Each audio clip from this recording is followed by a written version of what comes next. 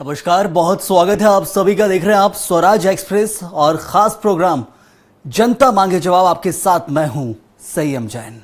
Madhya Pradesh cricket association यानी MPCA के अध्यक्ष पद पर 29 वर्षीय महाआर्यमन सिंधिया की ताजपोशी ने राज्य की सियासत में हलचल मचा दी है। सिंधिया परिवार की यह तीसरी पीढ़ी है जो एमपीसीए की कमान संभाल रही है। पहले माधवराव, फिर ज्योतिरादित्य और अब महाआर्यमन। लेकिन इस नियुक्ति पर विपक्ष सवाल उठा रहा है। कांग्रेस इससे राजनीतिक विरासत में दखल जो बताया जा रहा है कि दी जा रही है, तो बीजेपी पुराने उदाहरणों से पलटवार कर रही है। दरअसल ये बहस नई नहीं है। भारत में खेल, खासकर क्रिकेट, लंबे समय से सत्ता और सरनेम से प्रभावित होता रहा है, फिर चाहे वे किसी भी पार्टी से क्यों ना हो। आज इसी पर चर्चा भी करेंगे कि आखिर कब से राजनीति चली आ रही है और क्या इसमें कोई वंशवाद की जो दखलंदाजी की बात की जा रही है वो वाकई सत्य है। पहले देखिए रिपोर्ट।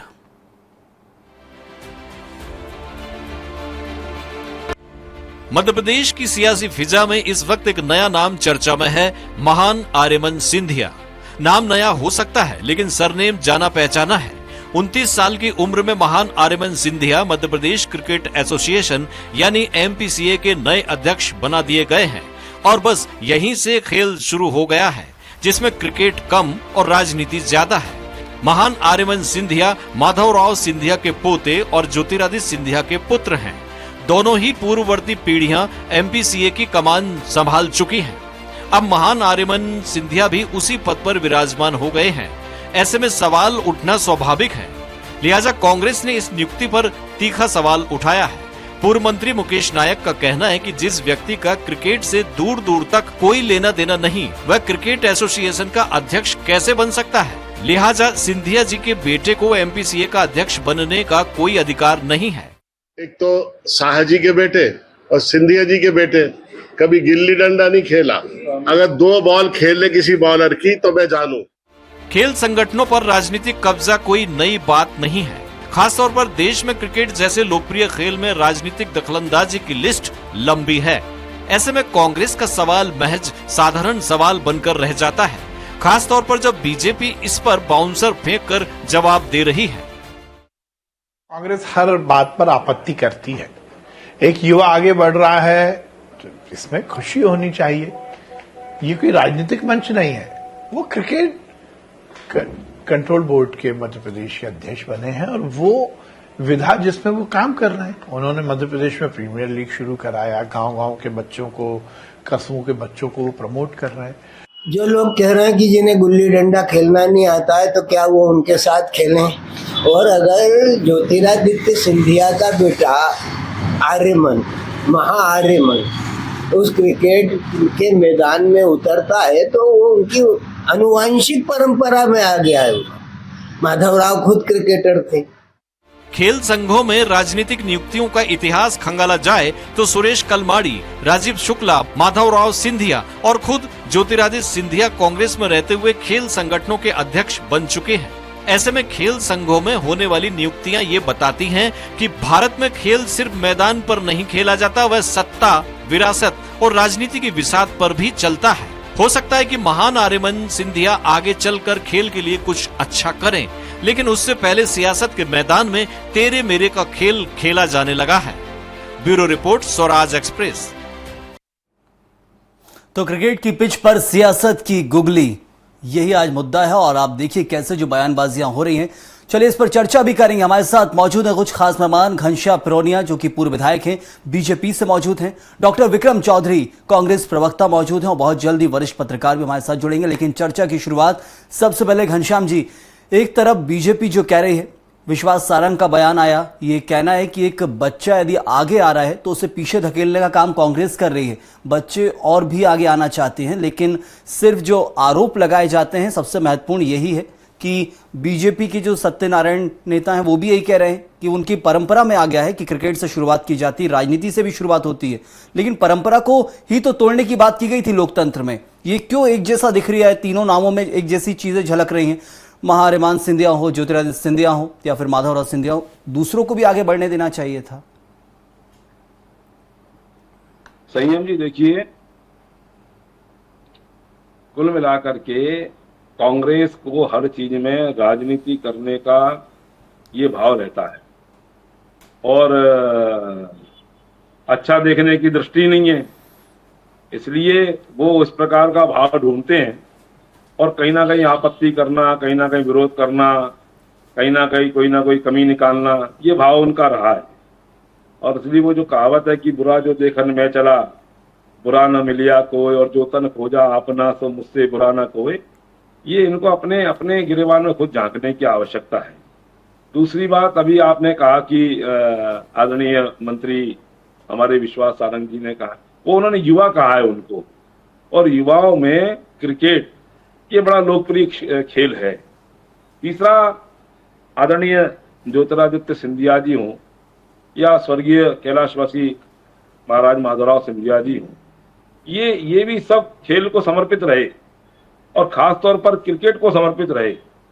हम जहाँ ग्वालियर में रहते हैं, आप देखेंगे कि उनके कार्यकाल में बहुत बड़ा स्टेडियम, रूप सिंह स्टेडियम बनाने का काम ये ग्वालियर की धरती पर सिंधिया परिवार के माध्यम से हुआ।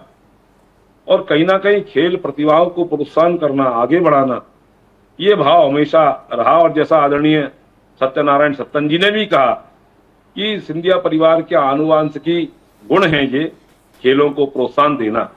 मैं समझता हूं कहीं ना कहीं महाआर्यमन जी के नेतृत्व में खेलों के क्षेत्र में बन जाना चाहिए हम सब लोग जो भी विकास के काम है, कहीं ना कहीं प्रदेश की सरकार। घनश्याम जी, ये बहुत बढ़िया है जो कहा गया कि आगे बढ़ रहे हैं, लेकिन ये था कि कुछ अपने तरफ से नाम भी बढ़ाते, दूसरों को भी बनाया जाता। ये सिर्फ एक पारिवारिक परंपरा के तहत ये आरोप लगाए रहे हैं आपके ऊपर।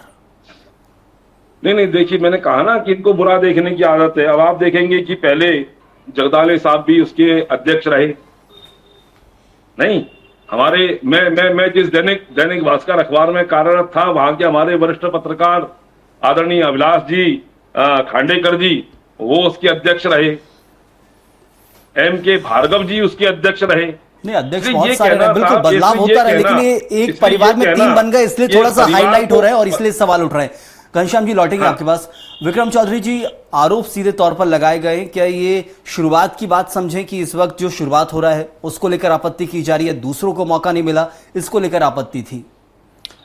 आप इन लोगों की भाषा देखिए। आप, इन्होंने एक अनुवांशिकी शब्द का इस्तेमाल किया। अनुवांशिकी जो है वर्तमान में लोकतंत्र में और आज के आधुनिक जीवन में, उसके आधार पर दावेदारियों को हम खारिज कर चुके हैं। तभी तो हमने इसलिए शुरुआत में लोकतंत्र का जिक्र किया जी, उसी तभी तो हमने लोकतंत्र को स्वीकार किया। यदि हम अनुवांशिकी के आधार पर कहें तो सबसे ज्यादा अनुवांशिकी के आधार पर तो फिर राहुल गांधी से अच्छा और योग्य प्रधानमंत्री का उम्मीदवार कोई हो नहीं सकता, यदि आप अनुवांशिकी की बात करते हैं तो। लेकिन हम बात यहाँ नहीं, देखिए इसमें संशोधन कर लें। अनुवांशिकी का मतलब ये नहीं कहा मैंने ये कहा कि खेलों के प्रति समर्पित ये परिवार शब्द का इस्तेमाल किया। अब आप हमें मेरा निवेदन तो सुनने साहब, आपका हम लोग सत्यनारायण जी का बोल रहे हैं, सत्यनारायण जी का जो बयान आपने भी अनुवांशिकी शब्द का प्रयोग किया घनश्याम जी, आपने भी अनुवांशिकी शब्द का। अभी थोड़ा समय है, मैं लौटूंगा अच्छे हो सकते हैं। विक्रम जी बात रख लो, मैं आता हूँ आपके पास। थोड़ा धीरज जी आता हूँ आपके पास। विक्रम जी बात रख लो। अब तो हम सर देखिए, हम अब जो है हम नरेंद्र मोदी के मुंह से इस पूरे घटनाक्रम को लेकर ये बात सुनने के लिए बड़े उत्सुक हैं और तत्पर हैं कि ए सिंधिया के शहजादे वो कब बोलेंगे। हमको ये अब सुनाई पड़ जाए तो बड़ी अच्छी बात है, क्योंकि इन्होंने एक ऐसा नेतृत्व चुना है कि जिसने अपने ही कथनी से ही कई बार उसे लज्जित होना पड़ा। अब मुझे बताइए कि इनका शीर्ष नेतृत्व किस मुंह से शहजादे किस किस को बोलेगा। अब मैं बताता हूं आपको कि आप देखिए, अमित शाह गुजरात क्रिकेट एसोसिएशन के अध्यक्ष रहे, फिर उनका बेटा रहा, फिर आप हिमाचल चलिए, हिमाचल में अनुराग ठाकुर उनके पिताजी, अब उनका भाई जो है आईपीएल का चेयरमैन है। अब आप आइए दिल्ली में अरुण जेटली, अब उनका बेटा वहां का अध्यक्ष बना हुआ है। तो मुझे बताइए कि ये कौन से लोकतंत्र की रचना कर रहे हैं जिसमें अनुवांशिकी जो है योग्यता हो गई है। ये तो देखिए, हम इन पे जो आरोप लगाते हैं शुरू से कि ये भारत के लोकतंत्र को ना समझते हैं, और ये कहीं ना कहीं जो एक मनुवाद शब्द है जिसमें अनुवांशिकी को प्राथमिकता दी जाती है, उसकी कहीं इस तरफ से चाहे उस तरफ से किसी ना किसी दरवाजे से लोग एंट्री करवा रहे हैं। अब इसमें एक दूसरा एक बहुत मौलिक सवाल ये उठता है कि जब आपके पास सत्ता है, संसाधन है, तब आपको एक बड़ी नैतिकता और बड़े मिसाल आपको रखना चाहिए, जबकि वो सब कहीं देखने नहीं मिलते। अब आप मुझे बताइए कि जो रणजी खेले हैं, जो इंटरनेशनल क्रिकेट खेले, हम भी यूनिवर्सिटी लेवल तक खेले, हमको पता है कि एक खेल में दक्षता प्राप्त करने के लिए कितना समर्पण और तपस्या लगती है कि सुबह उठो, दौड़ो। लेकिन विक्रम जी बहुत पहले से चला रहा है, हम देख रहे हैं कि हम कहते 20 सालों से जरूर थोड़ा सा बढ़ा, लेकिन पहले से देख रहे हैं बहुत पहले से चला आ रहा है, तो क्या हम उसको स्वीकारता दे देंगे? अब मुझे बताइए, जो गाल बजाने वाला नेतृत्व, इतनी बड़ी बड़ी बातें करने वाले लोग हैं, आप मुझे बताइए कि एक बार भी इन्होंने कोई ऊंचे मानदंड स्थापित किए? अब ये नया शब्द ले आए, शुरुआत में सवाल था घनश्याम जी, नया शब्द ले आए, अनुवांशिकी, परिवारवाद है। और एक है। चीज और प्रदेश की जनता और देश की जनता को ही बताइएगा, क्या देश की राजनीति या प्रदेश की राजनीति में आना हो तो क्रिकेट की राजनीति से शुरुआत करनी है, तो फिर वो हमारा जो नया युवा है वो भटके नहीं, तो पता चले कि हाँ क्रिकेट में शुरुआत करिए, क्रिकेट में पद लीजिए, फिर राजनीति में आइए, क्योंकि बड़े बड़े नाम लिए अभी हाल विक्रम जी ने। देखिए क्या है, मैंने प्रारंभ में जैसे कहा कि जो परिवार, जो लोग जिस कार्य क्षेत्र में, जिस विधा में अगर वो परिपक्व हैं, समर्पित हैं, वही तो मैं कह रहा हूं। तो राहुल गांधी तो वही है ना, राहुल गांधी तो राजनीति में प्रधानमंत्री शुरू करते हैं। और देखिए उन परिवारों ने इस दिशा में कहीं ना कहीं इन खेलों को आगे बढ़ाने का काम किया है, उनकी उसमें योग्यता है, इस हेतु उनको कहीं ना कहीं आगे बढ़ाने का अवसर मिला है। परिवारवाद को स्वीकार कर रहे हैं। मेरे सुनते लो, अब आप हमारे ऊपर आरोप लगा रहे हैं परिवारवाद का, मनुवाद का, आपकी राजनीति स्थिर नहीं है। अरे भाई आप निश्चिंत रहें, हमारी राजनीतिक स्थिरता है। इधर उधर की बातें मत करो, आप आर्यमन की दावेदारी को किस आधार पर स्वीकार करते हो तब बता दो आप। घनश्याम जी, जो बड़ा सवाल है वो ये है कि देश बहुत बड़ा है, जनसंख्या बहुत बड़ी है, कहने से नहीं चलेगा। नहीं, जो लोग खिलाड़ी हैं जिन्होंने रणजी खेला है, इंटरनेशनल क्रिकेट खेला है, बहुत बड़ी है, लेकिन ये क्रिकेट की राजनीति से प्रदेश की राजनीति क्या, सरकार अच्छा काम कर रही है, इसलिए हमको पुनरअपि हमको आप बताइए घनश्याम जी, जो रणजी खेल चुका है, जो इंटरनेशनल क्रिकेट खेल चुका है, क्या उन लोगों के लिए इन खेल संघों में कहीं जगह है? जिस प्रकार से काम करता है और उन्होंने जिस प्रकार से बढ़ावा दिया है, कहीं ना कहीं आर्यमन जी के नेतृत्व में भी हमारा मध्य प्रदेश में क्रिकेट का घनश्याम जी, जो मेरा सवाल है कि क्रिकेट की राजनीति से देश की राजनीति में आया जाएगा, क्या वो जरूरी है? क्योंकि पहले से देखते आ रहे हैं उदाहरण बड़े बड़े प्रस्तुत किया भी विक्रम चौधरी जी ने। क्या ये समझा जाए कि क्रिकेट से जो सबसे लोकप्रिय गेम है देश के अंदर, उसमें एक तरह से लोगों की भावनाएं भी जुड़ी हुई है, लोग भी जुड़े हुए हैं, और क्रिकेट में जब आप प्रसिद्ध चेहरा बन जाते तो आसानी शायद राजनीति में आपको वोट बैंक मिल जाता हो। क्या ये कुछ मानसिकता तो नहीं चल रही आजकल देश में? सर क्रिकेट में अब पैसा भी बहुत है। हाँ, ये लोग कबड्डी में क्यों नहीं जाते, घनश्याम खो खो में क्यों नहीं जाते हो? क्यों क्रिकेट पे पूरी भाजपा टूट पड़ी है? क्योंकि इसमें अकूत पैसा है। आप लोग वहां चोरी भी करते हो और प्रतिभाओं का हनन भी कर रहे हो। आपने मेरी इस बात का जवाब नहीं दिया कि जो रणजी खेले, इंटरनेशनल क्रिकेट खेले हैं, उनकी क्या इन खेल संघों में थोड़ी सी जगह बनेगी? जी मैं वही कह रहा हूं कि आदरणीय चौधरी साहब का जो अपना आकलन है, मैंने कहा ना, बुरा जो देखन में चला, अरे बुरा ना मिला कोई। अरे सुनिए, आशीष जी जुड़ गए, मैं उनसे जवाब लूंगा, मेरे को आपसे जवाब मिला नहीं जो मुझे चाहिए था। आशीष दुबे जी, बहुत स्वागत आपका इस चर्चा में। और उस खेल में आपने कैसे खेल किए थे ये पूरा जन जानता है। घनश्याम जी, आशीष जी से जवाब लेंगे। आशीष जी, एक सवाल है यहाँ पर उठ रहा है कि क्रिकेट अब जो बन गया कि मुख्य राजनीति की धारा में आप आना चाहते तो क्रिकेट के जरिए, क्रिकेट एसोसिएशन से जुड़े हैं आर्यमान सिंधिया और भी कुछ बड़े नाम लिए थे विक्रम जी ने, चाहे अमित शाह के बेटे का नाम हो, अनुराग ठाकुर हो, हिमाचल क्रिकेट एसोसिएशन, अलग अलग नाम है। क्या ये क्रिकेट यदि एक प्रसिद्ध गेम है, वहां आपको देखा जाता है, आप वहां से चर्चा में आते हो, क्या राजनीति में आसानी से जगह मिलती है? क्या राजनीति में आने का एक बड़ा माध्यम क्रिकेट बन गया है? निश्चित तौर पर ये, अगर हम सिर्फ देखिए अब अमित शाह के परिवार का क्या है और भाजपा की रीति नीति क्या है, ये एक अलग चीज़ है कि वो परिवारवाद का जाहिर तौर पर विरोध करते हैं, जाहिर तौर पर। बाकी वहाँ परिवारवाद है, इससे इनकार नहीं किया जा सकता। लेकिन अगर हम सिंधिया के संदर्भ में बात करें तो वहाँ तो पीढ़ी दर पीढ़ी राजनीति हो रही है, वहाँ तो पूरा परिवार राजनीति कर रहा है।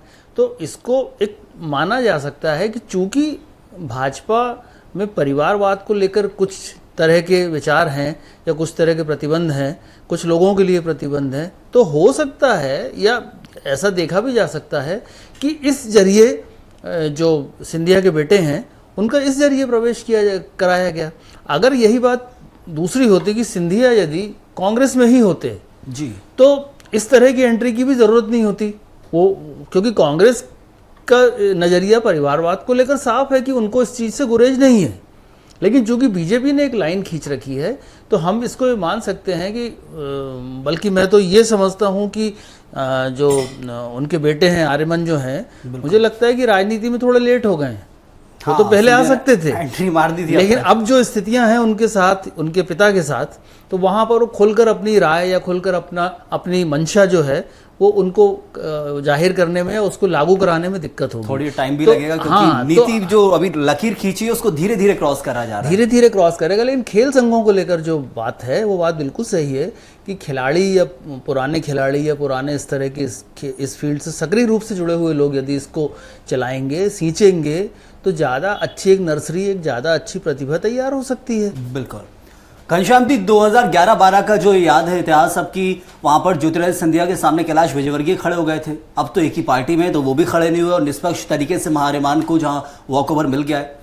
लेकिन इन चीजों में एक तरह सवाल जरूर प्रदेश में उठने लगता है कि एक ही परिवार यदि लीड कर रहा है, काबिलियत है लीड करने की, लेकिन काबिलियत खेल वाली है, कहा जाए कि वो खेल है और उसमें जो खेल की प्रतिभा है उसको और आगे आना चाहिए था। बहुत अच्छा होता है ज्योतिरादित्य सिंधिया या महारेमान किसी ऐसे क्रिकेटर को या दूसरे ऐसे व्यक्ति को जो उनका चाहता भी होता तो एक नीति से साफ हो पाता, लेकिन ये एक सीधे तौर पर कहा जाए कि अब परिवारवाद का जो आरोप है वो उससे कहीं ना कहीं बीजेपी घिरेगी। यदि आप राजनीति में आएंगे तो संघों में तो ला ही रहे हैं।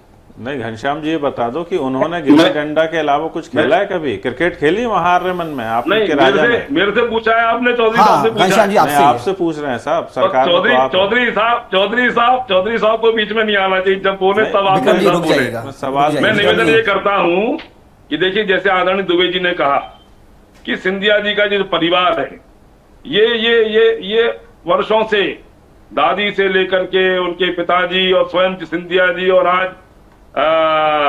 हमारे शिवपुरी से मंत्री रही यशोधरा जी या राजस्थान में मुख्यमंत्री रही, ये पूरा का पूरा परिवार कुल मिलाकर के राजनीति में सक्रिय है। और उसी प्रकार से सिंधिया जी से लेके आदरणीय ज्योतिरादित्य सिंधिया जी से लेकर के और महारेमन जी ये क्रिकेट के क्षेत्र में सक्रिय हैं। आप देखेंगे दो बड़े बड़े मैच ग्वालियर की धरती पर, इंदौर के अंदर ये कराने का काम, और चौधरी साहब कह रहे हैं उनको खेलना नहीं आता है। आप निश्चिंत रहे चौधरी साहब, ये जो नियुक्ति होती है ये भारतीय जनता पार्टी के द्वारा नियुक्ति नहीं हुई है। जो आपके क्रिकेट के जानकार पुरोधा वरिष्ठ हैं, उनका जो एक अपना सिस्टम है उसके माध्यम से उनका चयन होता है। लेकिन आपने कभी क्रिकेट खेली? सुनो तो चौधरी साहब, सुनो तो। इनने खेली कभी? रणजी गए? रणजी आप अच्छा बताओ, आप जानते हो कि रणजी क्या होता है? आप जानते हो रणजी क्या होता है? बहुत कुछ कहना चाह रहे हैं विक्रम जी। आपत्ति बहुत सारी है क्रिकेट एसोसिएशन को लेकर प्रदेश की और देश की। घनश्याम जी, मैं लौटूंगा विक्रम जी से जवाब ले लेता हूँ, वो बहुत देर से कुछ कहना चाह रहे हैं, मैं लौटा भी नहीं था उनके पास। जी विक्रम जी। के क्षेत्र में भी बहुत अच्छे नहीं, मैं इनसे ये चाहता हूं कि जितनी उदारता आप सिंधिया परिवार के प्रति बता रहे हैं, क्या उसी आधार पर गांधी परिवार को भी उतनी ही गुंजाइश है कि नहीं है कि गांधी परिवार पे परिवाद हो जाता है, परिवारवाद हो जाता है और सिंधिया परिवार जो है परिवारवाद की श्रेणी में नहीं आता? बताइए, आपका ही तर्क है ये? नहीं, मैंने कहा ना। हाँ, क्या कहा? भाई मैंने ये कहा कि खेलों के क्षेत्र में आपने, अरे अभी तो आप राजनीति की बात, वसुंधरा कहाँ खेल में आ गई? सुनिए तो, बहुत कुछ मिक्स हो रहा है मुझे लग रहा है, लेकिन मेरे को लग रहा है यहाँ तक याद आ रहा है आशीष जी, सबसे महत्वपूर्ण चीज यदि राष्ट्रीय स्तर पर भी देखेंगे तो जो कहा जाता है बीसीसीआई है, वहां पर उपाध्यक्ष राजीव शुक्ला है, खेले तो वो भी नहीं है, पत्रकार रहे राजीव शुक्ला, लेकिन उपाध्यक्ष के पद पर बहुत लंबे समय से आसीन आईपीएल के अध्यक्ष हुआ करते थे। मुख्यमंत्री बनाने का काम पार्टी कोई भी हो तो पहले से चली आ रही परंपरा आशीष जी, मुझे लगता है कि संघों के अंदर राजनीतिक हस्तक्षेप तो शुरू से हो रहा है। घनश्याम जी, मेरा आशीष जी से सवाल है, राजनीतिक हस्तक्षेप जो कहा जाता है कि हो रहा है इस वक्त संघों के अंदर, यहाँ पर तो एक परिवार रहता है और उसकी। घनश्याम जी, आशीष जी कुछ कहना चाह रहे हैं, उनका जवाब ले लूं फिर मैं लौटता हूं आपके पास। पार्टी का काम नहीं रहता है और घनश्याम जी, आवाज पहुंच रही है आप तक मेरी? हमको नहीं बताने चाहिए, आपको अपने लौटूंगा आपके पास। आशीष जी का जवाब जरूरी, बहुत कम समय उनके पास। जी आशीष जी। नहीं, देखिए, खेल संघों की ज्यादा बहुत पहले से चला रहा है। हाँ, ये बात बिल्कुल सही है कि इसमें कांग्रेस का शासन भी इससे अछूता नहीं रहा, कई उदाहरण वहां भी हैं, यहाँ भी हैं। लेकिन अगर ये माना जाए कि वो उदाहरण खराब थे तो फिर ये उदाहरण अच्छे क्यों नहीं है? जब डिफरेंस की बात आती है तो हर स्तर पर दिखना चाहिए। लेकिन जहां तक दूसरी बात यह भी मैं मानता हूं कि खेल संघों को लेकर जो, जैसा मैंने पहले भी कहा कि पहली वरीयता खिलाड़ी की होनी चाहिए। ये क्रिकेट खेलना जैसे आता है तो क्रिकेट खेलना तो मुझे भी आता है, मुझे बना दें। तो क्रिकेट खेलने का मतलब ये है कि जो राष्ट्रीय, अंतर्राष्ट्रीय या घरेलू क्रिकेट में बड़ी स्पर्धाओं में खेला हो, जिसको मैदान का अनुभव हो, वो जरूरी है। जिसको पेशेवर क्रिकेट का अनुभव हो, उस तरह के, या पेशेवर किसी भी खेल का अनुभव हो, तो उस तरह के लोग जब बनेंगे तो उस खेलों में सुधार की उम्मीद की जा सकती है। लेकिन चूंकि राजनीतिक रूप से इस तरह के लोगों को बनाया जाता है तो ये मान लिया जाता है कि प्रशासन और प्रबंधन जो दूसरे तरीके होते हैं वो ठीक ठाक हो जाएंगे। लेकिन इससे ये रोल खत्म नहीं होता है। बीसीसीआई भी जो है उसको अगर हम देख लें तो उसमें दूसरे लोग हैं, लेकिन कहीं ना कहीं कुछ खिलाड़ी शामिल होते हैं, कहीं कुछ होता है, तो बैलेंस जरूरी है। लेकिन मेरा ये मानना है कि कमान जो है वो खिलाड़ी के हाथ में होनी चाहिए। और इसको उदाहरण बना के बहुत ज्यादा बचने की, बहुत ज्यादा क्वेश्चन निकालने से कोई आशीष जी, इसमें एक चीज और कही जाती है कि फंडिंग की बात की जाती है कि जितनी बड़ी, जी विक्रम जी आ रहा हूं मैं, जो जितनी बड़ी पर्सनैलिटी उतना ज्यादा फंडिंग लेकर आते हैं। जैसे कहा गया कि अमित शाह के बेटे के लिए कहा गया कि बड़ी फंडिंग लेकर आते हैं तो हाँ वो जायज है, लेकिन ये चीज खेलों का जो महत्व है, लेकिन फंडिंग की जरूरत क्या है? क्रिकेट को फंडिंग क्या, मैं ये पूछना चाह रहा था, क्रिकेट को फंडिंग की क्या जरूरत है? इतना पैसा है, वो भी एक लालच का कारण है कि वो तो बोर्ड खर्च नहीं कर पा रहा है पैसा, वो तो इतना पैसा है तो फंडिंग वहां पे जय शाह लेके आ जाएंगे तो उससे होना क्या है? फंडिंग से जरूरी है कि जो टैलेंट जो है वो सही आए, और टैलेंट आए तो उसमें राजनीति ना हो, किसी प्रांत विशेष के खिलाड़ी ज़्यादा खेलेंगे, किसी ऐसी चीज़ें होंगी। क्योंकि ये उदाहरण पहले भी हो चुका है।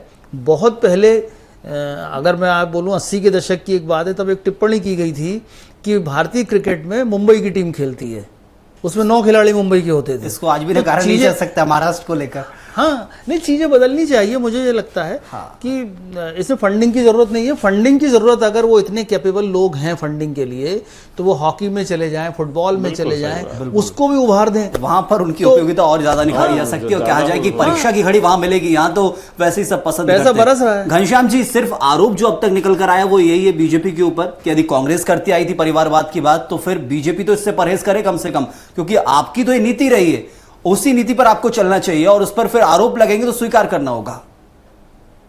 नहीं, मैंने कहा ना, ये आरोप लगाने का काम कांग्रेस का है, वो आरोप लगाएगी। लेकिन मैंने कहा ना, जैसे आदरणीय हमारे वरिष्ठ पत्रकार दुबे जी ने कहा कि अन्य लोगों को भी इसमें समाहित करने की आवश्यकता है, तो मैंने प्रारंभ में ही कहा, मैं जिस दैनिक भास्कर में काम करता था, हमारे उस समय वरिष्ठ पत्रकार थे आदरणीय अभिलाष खांडेकर जी। अब आप कहेंगे साहब क्या खांडेकर जी पूरे समय क्रिकेट खेलते थे क्या? लेकिन खांडेकर जी एक पत्रकार थे, कलम के धनी थे। कहीं ना कहीं अब तमाम तरह के लोगों की हम नियुक्तियां भी करते हैं, लोकसभा में, राज्यसभा में हम भेजते हैं। विभिन्न क्षेत्रों के जो मूर्धन्य जानकार होते हैं उनको हम कहीं ना कहीं सम्मान की दृष्टि से भेजते हैं। अब अपन कहे साहब वो राजनीति के जानकार हैं क्या? जरूर, लेकिन कहीं ना कहीं हमें हमारी प्रतिभाओं को आगे बढ़ाने के लिए या अन्य प्रकार के जो कितनी प्रतिभा निखरेगी उसी का इंतजार है, क्योंकि अब नया पद तो मिल गया है। विक्रम जी से भी जवाब लूंगा, बहुत कम समय समाप्ति की ओर है घनश्याम जी। विक्रम जी, अब महाआर्यमान सिंधिया तो अध्यक्ष बन गए हैं, और यदि मैं 30-40 साल के अंदर की बात करूं ना, तो मध्य प्रदेश से कोई ऐसा खिलाड़ी निकलकर सामने नहीं आया जिसका देश के अंदर प्रसिद्ध नाम हो। कोई सचिन तेंदुलकर, सौरभ गांगुली, राहुल द्रविड़, वीरेंद्र सहवाग, ऐसा कोई फेमस नाम मध्य प्रदेश क्रिकेट से निकला हो देश के अंदर, ऐसा कोई नाम मिला नहीं है। क्या आने वाले समय कांग्रेस को या कोई उम्मीद या कुछ तो बदलाव की लहर या कुछ देखने में? इतना बड़ा स्तर तो ठीक है, अपनी जगह प्रतिभा है, वो कहीं से भी आ सकती, लेकिन मध्य प्रदेश चूंकि इतना बड़ा स्टेट है, भौगोलिक दृष्टि से भी बड़ा स्टेट है, जनजाति विविधता के स्तर पर भी बड़ा स्टेट है, और जनसंख्या के बड़े स्तर पर भी बड़ा स्टेट है, तो हम ये चाहेंगे कि मध्य प्रदेश से जो खेलों का रिप्रेजेंटेशन हो, कम से कम उसकी आबादी के अनुपात में हो। मध्य प्रदेश से 1 या 2 खिलाड़ी तो कम से कम इंडियन टीम में आने चाहिए। हमें एक आध नाम याद आता है, नरेंद्र हिरवानी के बाद हमने कोई, मैं खुरासिया भी एक नाम आया था, उसके बाद हमने नाम सुने नहीं।